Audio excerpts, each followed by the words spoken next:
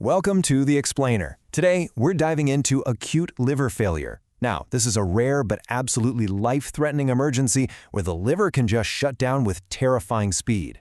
We're going to break down how to spot it, diagnose it, and manage it before that clock runs out. So to get our heads in the right space, let's start with a question. Just imagine the body's main factory, the one that handles everything from making proteins to cleaning out toxins. Imagine it just suddenly goes offline. The fallout is immediate, and it affects, well, everything. All right, here's our game plan. First, we'll cover the anatomy of a crisis to really define what we're up against. Then, we'll look at the usual suspects, what causes this thing. After that, we'll decode the clinical presentation, run through the diagnostic blueprint, and finally, we'll get into racing the clock, which is all about management. Okay, let's jump right in. Before you can handle a crisis, you got to know exactly what it is. So what is acute liver failure, or ALF? The diagnosis really boils down to this critical triad. First, it's got to be fast. We're talking less than 26 weeks. Second, and this is key, it happens in someone who didn't have chronic liver disease before. And third, you need the proof. Their build isn't clotting right, which we see as an INR of 1.5 or more, and they're showing some level of confusion, what we call hepatic encephalopathy.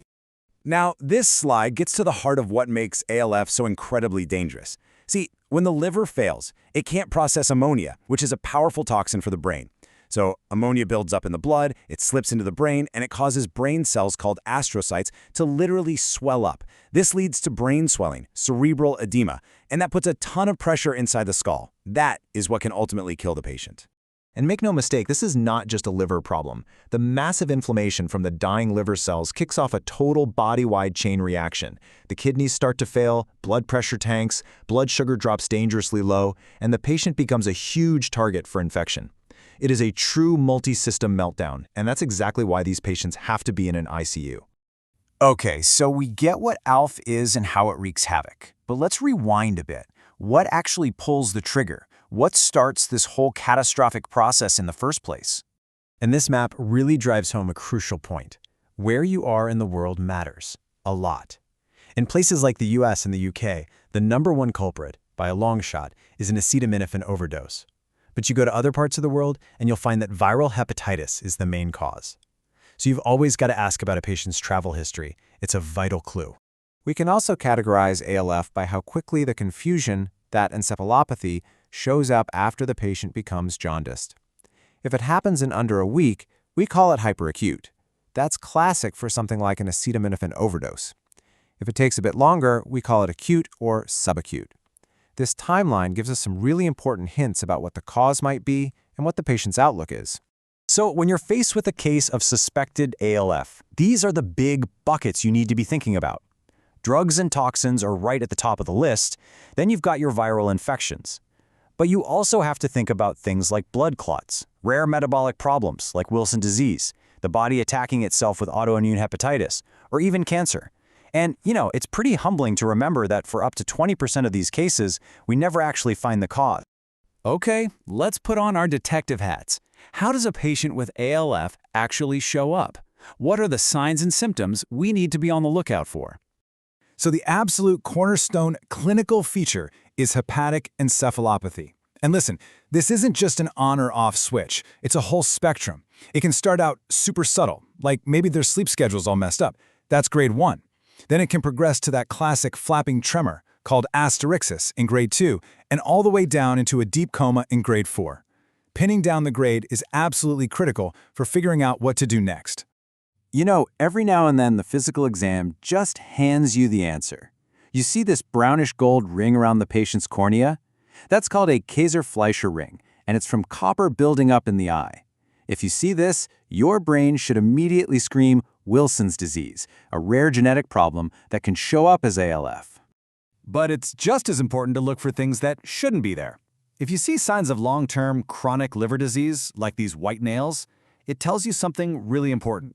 This probably isn't true ALF. It's more likely an acute on chronic situation, where someone with an already damaged liver has a sudden decline. And that distinction is crucial, because by definition, true ALF happens to a liver that was healthy before.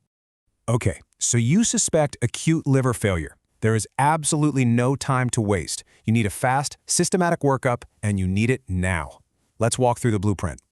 Seriously, the clock starts ticking the second that patient comes through the door.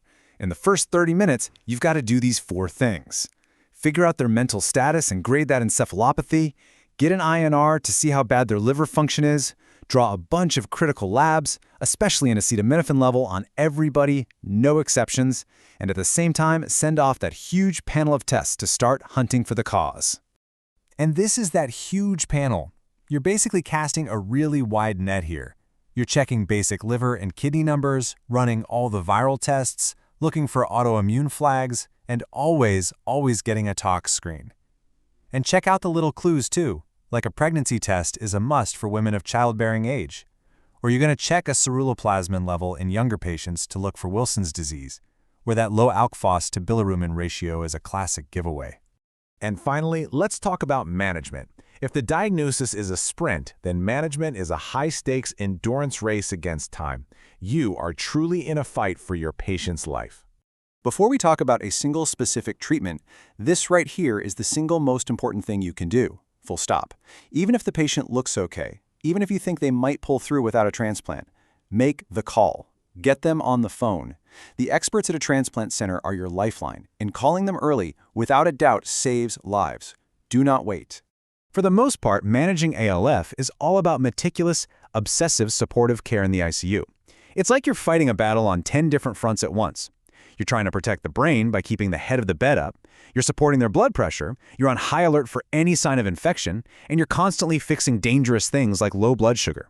Your job is to keep every other system in the body going, to buy time, to either let the liver recover or get that patient a transplant. So how do you know who isn't going to get better on their own? That's where this comes in. These are the classic King's College criteria. It's a tool that uses specific labs and clinical signs to predict who is most likely going to die without a liver transplant. And you'll notice there are different rules for acetaminophen cases versus all the other causes. If your patient starts ticking these boxes, it's a huge red flag that you need to get them listed for a transplant and fast. Now, while a lot of the care is supportive, this is exactly why finding the cause is so critical. Because for some of these conditions, we actually have an antidote, a specific treatment that can turn things around. N-acetylcysteine, or NAC, is a lifesaver for acetaminophen overdose. We have treatments for certain types of mushroom poisoning. We can give antivirals for hepatitis B or herpes. We can use steroids for autoimmune hepatitis. Nailing the diagnosis and starting these treatments quickly can completely change the game. To wrap this all up, let's leave you with this final thought. While there are a lot of important numbers to track, if you want to know how your patient is doing in real time, you need to watch 2 things like a hawk: their INR and their grade of encephalopathy. A climbing INR and a patient who's getting more and more confused? Those are the storm clouds on the horizon. They tell you that your race against the clock is getting more desperate and that the need for a transplant may be just around the corner.